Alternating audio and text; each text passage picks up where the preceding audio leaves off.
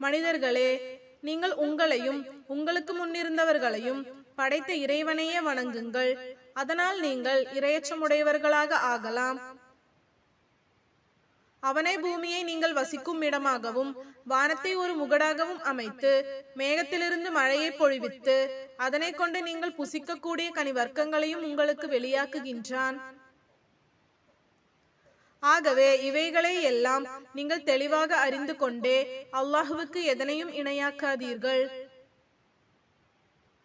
நாம் நமது தூதர் முஹம்மது என்னும் நம் அடியாருக்கு இறக்கிய இவ்வேதத்தில் நீங்கள் சந்தேகப்பட்டு இது அல்லாஹுவினால் அருளப்பட்டதல்ல என்று கூறுகின்ற நீங்கள் உண்மையாளர்களாக இருந்தால் அல்லாஹுவை தவிர உங்களை ஆமோதிப்பவர்களையும் திறமையாளர்களையும் உதவியாளர்களையும் நீங்கள் அழைத்து சேர்த்து கொண்டு இதை போன்ற ஒரு அத்தியாயத்தை அமைத்து கொண்டு வாருங்கள்.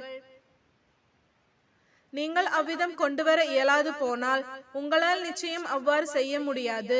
மனிதர்களும் கற்களும் இரையாகின்ற நரக நெருப்புக்கு பயந்து கொள்ளுங்கள்.